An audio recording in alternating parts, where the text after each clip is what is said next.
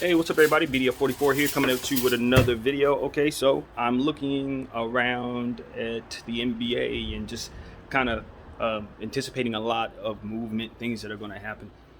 There was some news that I received in regards to the Memphis Grizzlies after they made the trade yesterday, um, bringing back Steven Adams and Eric Bledsoe and a couple picks.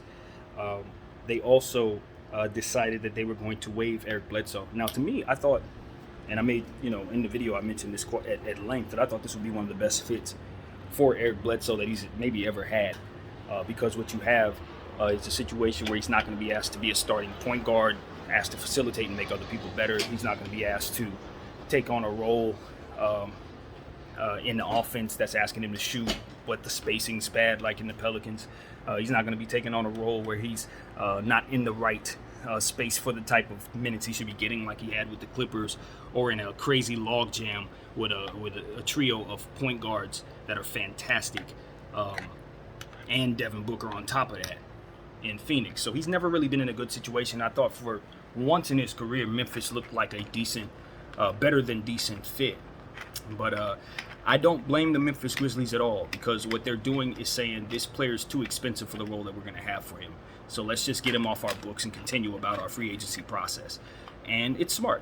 I thought that he was a player they could use, but I also see the fruit in waiving him, stretching him, whatever they're doing, trying to get him off of their books so that they can free up space for more of what it is that they're trying to do. And I get it. They may do the same thing with Adams as well, although I don't expect it. But it looks like they're not looking to kind of take on players of that win now mentality. It seems like they're trying to build slowly with Ja and with Brooks and those other guys that they got, and they got many of them. And that's the thing. You see the Memphis Grizzlies moving up in this draft with that trade, and what they've done is essentially signal to everybody that they have somebody they want. So I think that trade could be interesting, because it could trigger other trades for teams that might be trying to kind of compete in that same position, that 8 to 12 range. There may be a team who now sees their guy, the guy that they were intending to target, being targeted. That's what a trade like this tells smart GMs that are targeting players. It's like, the guy that you want, they just traded down so they can take him from you. So in this case, maybe if you're the team above, maybe if you're the team at 11, maybe you're the team at 12, maybe you start doing things a little differently because of it. You start reacting to that trade. So it's going to be, we'll see. So another thing I'd like to kind of discuss is just a little bit about some of the players that I saw last night, because I did a little homework on several of the top guys, and I'll dig into the guys in the second half of the first round and so on and so forth today. But I kind of got to look at about 8 guys, and I'll just give you what I think of the ones that I think of right now. So the first thing I wanted to say is the first guy I checked out was Boatwright. I think his name is Boatwright or something like that, but he's a guard. Slashes to the basket really well. Kind of reminds me of a Tony Parker kind of guy. He really finishes well inside the paint. Gets to the line pretty easy. Very helpful, fast dude. Very, very quick with his feet. So I think he's going to be hanging around 8 range, 7 range, something like that. And I think he's going to be a nice player. He's kind of projected to go toward OKC right now. I think he'd be a good running mate with Shai Gilgeous-Alexander or whoever they have at their point guard position, shooting guard position, because from what I understand, they've been shopping Shai for the first pick with Detroit, and I think that's kind of weird, but that's what I've been hearing. So that's a player that I think we should take a look at, keep an eye on him. I think his name is Boatwright. If I got that wrong, I apologize. But another guy that I paid attention to, of course, top 3 guys, I got a little familiar with Green, and he's projected to be the second pick in the draft this year. Guy from California. He's one of the, if you ever heard the phrase wiggly in basketball, it means a guy that is very, very agile with his body, can move left to right really, really fast, quick twitch muscles, very fluent in motion, can do a lot of improvising in mid-air, hang time type stuff. He's one of the best I've ever seen at that.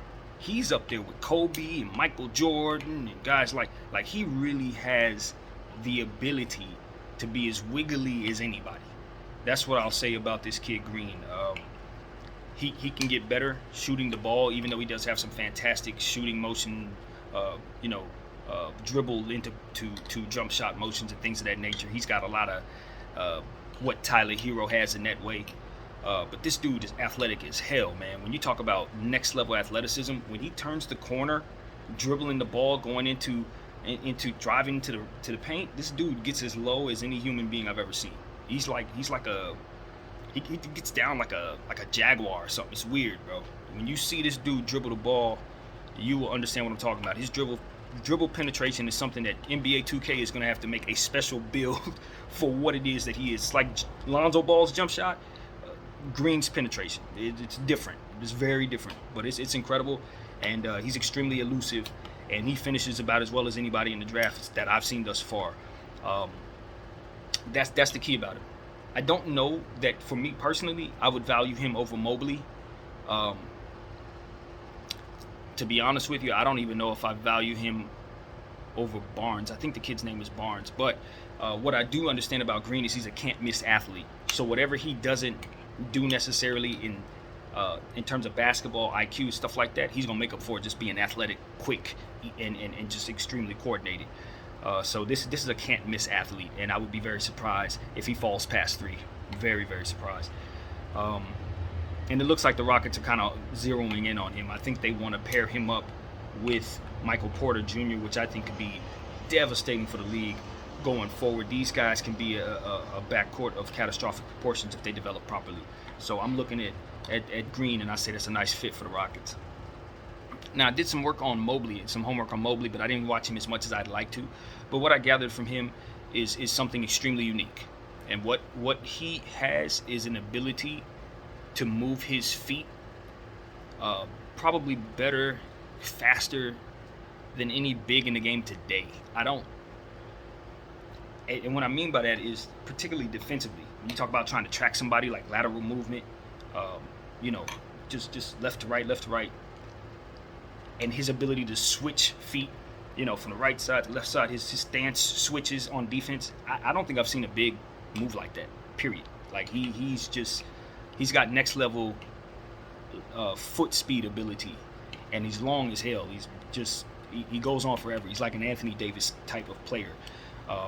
But the thing about him that makes him also very unique is, like Anthony Davis, he has really, really good ball handling skills. In fact, he might be a better ball handler than Anthony Davis. So you're talking about a guy who's super huge with basically guard skills. He can pass very, very well.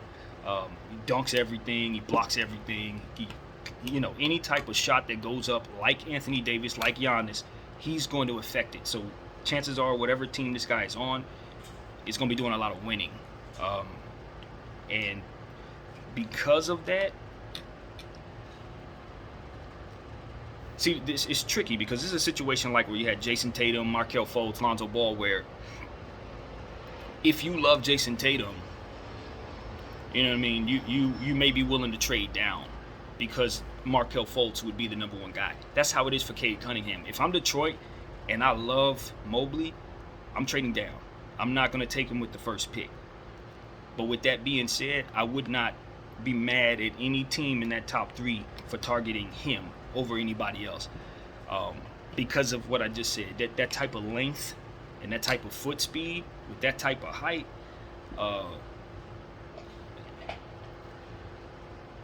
it's one of those things where if Cade Cunningham doesn't absolutely turn into like Jason Kidd or somebody like that, you will find yourself wondering how your team would have been if you would have took this player.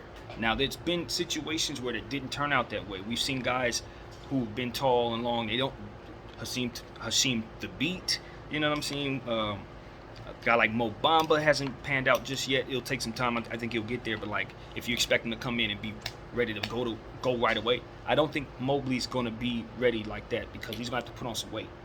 But so did most bigs that came into the league. So did Anthony Davis. So did Joel Embiid had to come back from injury and stuff. You got to wait on guys. So I think Mobley's one of those guys that you have to wait on. don't throw him out there and think he's going to turn you into a champion right away. But you give him 2 years to put some meat on his bones and get him a real good coach down there that can help him work on what it is he needs to work on to become a complete player that I know he can become, and put on that real strength. His natural ability and his speed and his timing. He has like Dwight Howard shot blocking timing, a God-given gift to just be able to track stuff as it's going up and to be able to make the right decision as it pertains to head fakes and things like this. I don't really know if it's smart to pass up on this player. That's what I'm thinking. This reminds me of Porzingis, when Porzingis went fourth. And now, of course, we look back at Porzingis, the injury issues kind of told the story, but we assume that if he would have stayed healthy, of course you want to take him over D'Angelo Russell. Of course you want to take him over some of the other guys that were in that draft at that time, because of what he can bring to the table, unique to what it is that anybody else can bring, even if they may be better than him. So maybe you reference him to say, well, maybe it's not the move since the injuries did happen. But I look at Mobley and I say, whoever has him is probably going to be doing a lot of winning. That's honestly the type of player he is. It's like Anthony Davis light. You know what I mean? You definitely want someone who can affect the defense to that degree, especially if he's that fast. So that's what I wanted to say about that player. Now, I want to go back and make sure I get the name right of this next player. So I'm going to cut this video off and get back to it, because this, to me, this next player we're going to talk about is one of the most intriguing players that I've seen. You know, with the exception of some flaws that he has. But he's a very intriguing player. So I'm going to go check his name out. Thank you guys for watching. We'll get back to this. My name is BDF44.